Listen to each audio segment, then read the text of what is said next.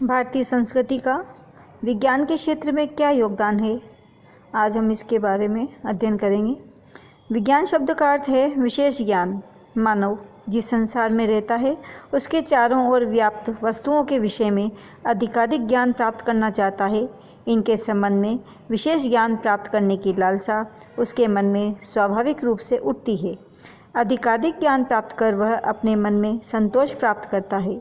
भारत के प्राचीन मनीषियों ने जहाँ एक ओर अपने स्वयं तथा सृष्टि में अंतर्भूत तत्व को समझने का प्रयत्न किया, वहीं दूसरी ओर अपनी तथा सृष्टि की गति, रूप तथा व्यवहार को भी समझा और इस प्रकार ब्रह्म विज्ञान के साथ साथ भूत विज्ञान का भी विकास किया।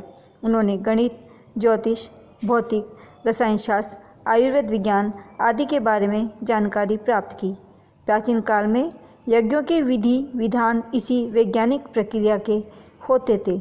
इस प्रक्रिया का प्रमुख साधन उस समय अग्नि थी। आज भी विज्ञान का मुख्य साधन अग्नि है, चाहे विद्युत के रूप में हो या सूर्य की ऊर्जा के रूप में। भारत की प्राचीन संस्कृति में धर्म का अर्थ कर्तव्य था, अतः धर्म और विज्ञान किसी भी दशा में विरोधी नहीं थे। गणित के क्षेत्र में योगदान। अंक गणित का प्रारंभ वैदिक काल से ही होता है। उस समय छोटी से छोटी और बड़ी से बड़ी संख्या को गिनने की विधि प्रचलित थी। 1, 10, शत, सहस्र, अयुत, नियुत, प्रयुत, अर्बुद, न्यूअर्बुद, समुद्र, मध्यम, अंतः व परार्ध का यजुर्वेद में उल्लेख है। इससे स्पष्ट है कि जोड़, बाकी, गुणा, भाग आदि अंकगणित के मौलिक तत्व उस समय अज्ञात नहीं थे। गणित की सशून्य दशांश गणना विधि का आविष्कार भारतीय गणितज्ञों ने ही किया था, जिसके लिए समस्त विश्व उनका ऋणी रहेगा। आर्यभट्ट ने सन 479 ईस्वी में वर्गमूल और घनमूल निकालने की विधि का वर्णन किया है। छठी शती के वराहमिहिर को इसका ज्ञान था, जिसमें 3750 संख्या को ख, बाण, अध्री, रामा लिखा है। बाईं ओर से गिनने पर राम 3 का, अध्री 7 का, बाण 5 का व ख 0 का सूचक है। रेखा गणित का प्रारंभ भी वैदिक काल से होता है। इसके विकास का संबंध यज्ञों से है, क्योंकि यज्ञ वेदियाँ तथा उनकी ईंटें एक निश्चित आकार की होती थी। शूल सूत्र भारतीय रेखा गणित से संबंधित प्राचीनतम ग्रंथ है। इनमें यज्ञ वेदी के आकार, नाप आदि के विस्तृत विवरण में कोण, त्रिकोण आदि नापने की रीति समझाई गई है। धीरे धीरे गणित का संबंध इससे हटकर ज्योतिष से जुड़ गया। इसी सन 400 से लेकर 1400 के मध्य इसका विशेष विकास हुआ। ज्योतिष के क्षेत्र में योगदान। यह वेद के 6 अंगों में से एक था। यज्ञों के समय आदि के ज्ञान के लिए ग्रह, नक्षत्र आदि की जानकारी का विकास हुआ। वैदिक कार्यों को चंद्र, गुरु, मंगल, शनि आदि का बोध था। वे वर्ष के 12 महीने एवं अधिक मास भी जानते थे। तैत्तिरीय संहिता के अनुसार 30 दिन का साधारण मास चंद्रमास से थोड़ा बड़ा रहता है तथा चंद्रमास 29.5 दिन का होता है। उन्हें चंद्र की कलाओं का भी ज्ञान था। शतपथ ब्राह्मण में उल्लेख है कि चंद्र व सूर्य का सहवास ही अमावस्या है। इस काल में ग्रहण पर भी विचार किया जाता था। ऋग्वेद के विवाह संबंधी सूत्रों के मंत्रों में उल्लेख होने के कारण आर्यों को विभिन्न नक्षत्रों का भी ज्ञान था। आर्यभट्ट 476 ईस्वी, वराहमिहिर 505 ईस्वी, ब्रह्मगुप्त 598 ईस्वी तथा भास्कराचार्य 1114 ईस्वी कुछ प्रसिद्ध ज्योतिषी थे। भौतिक शास्त्र के क्षेत्र में योगदान। प्राचीन दार्शनिक सिद्धांतों में भौतिक शास्त्र संबंधी तत्व भी निहित थे, जिनको आधुनिक वैज्ञानिक सिद्धांतों की सहायता से समझा जा सकता है। इनमें से कुछ ये हैं। वैदिक वाङ्मय में प्रतिपादित एकत्व का सिद्धांत, जो तत्वमसि महावाक्य के विश्लेषण में आता है। इसके अनुसार संपूर्ण चराचर जगत का विकास उसी एक परम तत्व से हुआ है। त्रिगुणात्मक प्रकृति। सांख्य ने प्राकृतिक जगत का विकास मूल प्रकृति से माना है, जो सत्व, रज, तम तीनों गुणों की साम्यावस्था है। इनके वैषम्य होने पर प्राकृतिक जगत का प्रारंभ होता है। परमाणुवाद या गतिशीलता। भारतीय दार्शनिकों को एटॉमिक थ्योरी का भी ज्ञान था। डाल्टन द्वारा 18वीं सदी ईस्वी में प्रतिपादित इस सिद्धांतों को हजारों वर्ष पूर्व कणाद मुनि ने उपस्थित किया था। प्रकाश व उसका विश्लेषण। प्रकाश के 7 रंगों का ज्ञान वैदिक ऋषियों को बहुत पहले से ही ज्ञात था। जैसे सूर्य को ऋग्वेद में 7 घोड़ों के रथ पर बैठने वाला तथा सप्तरश्मि अर्थात 7 प्रकाशी किरणों वाला कहा गया है। शब्द। दार्शनिकों ने शब्द के विभिन्न रूपों को भी वैज्ञानिक ढंग से समझा है।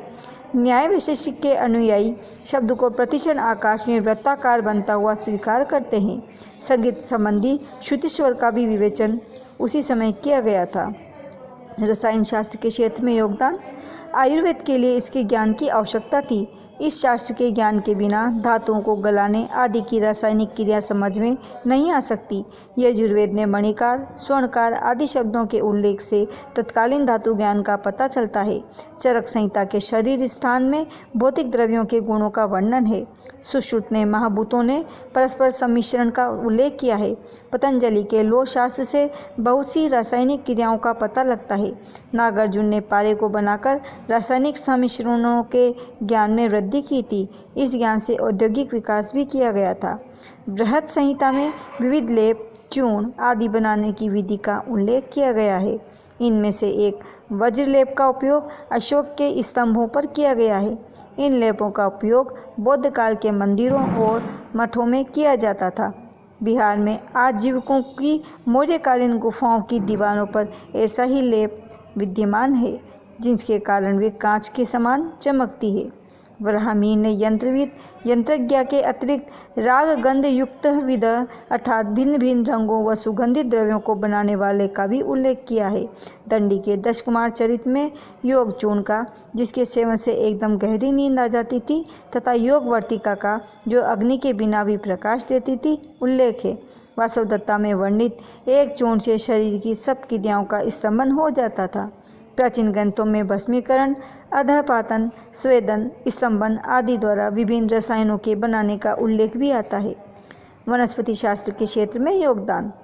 वेदों में जब जीवधारियों को तस्थुष व जगत अर्थात स्थावर व जंगम में बांटा है और सूर्य को उनकी आत्मा कहा है। सूर्य, आत्मा, जगत, स्थुश्च। आधुनिक वैज्ञानिक भी सूर्य को समस्त जीवन शक्ति का स्रोत मानते हैं। वनस्पतियों में जीव है और उन्हें भी जागृति, सुख, दुख आदि का अनुभव होता है। इस सिद्धांत का स्पष्ट उल्लेख कई ग्रंथों में आया है। महाभारत में कहा गया है कि वृक्षादि पर गर्मी, ठंड, मेघ गर्जन आदि का प्रभाव पड़ता है और इनमें इंद्रिय ज्ञान भी रहता है। चरक और सुश्रुत ने इनके वनस्पति, वानस्पतीय, औषधि और विरुद्ध ऐसे 4 भाग बताए हैं। प्राणी शास्त्र के क्षेत्र में योगदान। वैदिक साहित्य में तो यत्र तत्र प्राणियों की उत्पत्ति एवं विभाजन आदि के संबंध में बहुत कुछ कहा गया है, किंतु चरक, सुश्रुत, प्रशस्तपाद व उमा स्वामी आदि के ग्रंथों तथा पौराणिक साहित्य में प्रत्यक्ष रूप से इस शास्त्र का विवेचन किया गया है। प्राणियों के 4 विभाग किए गए हैं: जरायुज, अंडज, स्वेदज और उद्भिज।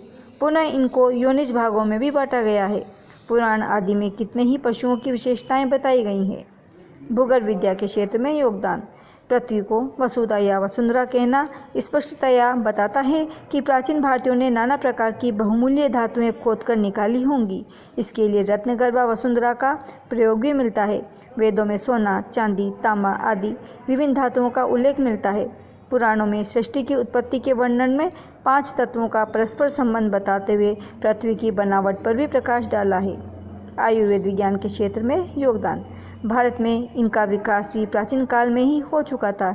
इस संबंध में वेदों में भी विवरण प्राप्त होता है। ऋग्वेद में अश्विनी कुमार से टूटे पैर को जोड़ देने की प्रार्थना की गई है। वहाँ पर शरीर के भग्न अंगों को कृत्रिम साधनों से ठीक करने का उल्लेख है। अथर्ववेद में विभिन्न रोगों तथा उनके उत्पादक कीटाणुओं का वर्णन है। चरक संहिता के विमान स्थान में इन रोग कीटाणुओं के बारे में विस्तार से लिखा है। शतपथ ब्राह्मण में मनुष्य के शरीर की सब हड्डियों की पूरी संख्या दी है। आयुर्वेद को अथर्ववेद का उपवेद बताना ही उसके महत्व और विकास का द्योतक है।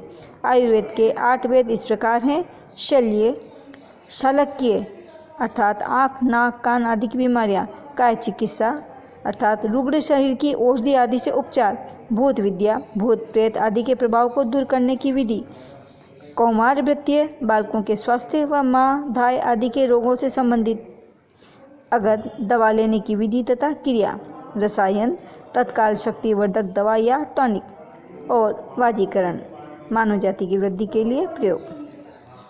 जीवक नामक बौद्ध भिषक काफ़ी प्रसिद्ध था, जिसने भगंदर, शिरो रोग, कामला आदि विषम रोगों का उपचार करने में प्रसिद्धि पाई थी। चीर-फाड़ के शस्त्र सामान्यतया लोहे के बनाए जाते थे, किंतु राजा व संपन्न लोगों के लिए स्वर्ण, रजत, ताम्र आदि के भी प्रयुक्त होते थे। प्राचीन आर्यों को पशु चिकित्सा का भी ज्ञान था। अनेक पशु चिकित्सा के ग्रंथ भी मिलते हैं, जैसे पास्त्र कप का हस्तायुर्वेद, नकुल का अश्व चिकित्सा, शालिहोत्र का अश्वशास्त्र, दीपंकर का अश्ववैद्यक आदि। इस प्रकार भारतीय संस्कृति के प्राचीन काल में विज्ञान का क्षेत्र अत्यंत उन्नत था तथा मानव सभ्यता के विकास में इसका पर्याप्त योगदान रहा। धन्यवाद।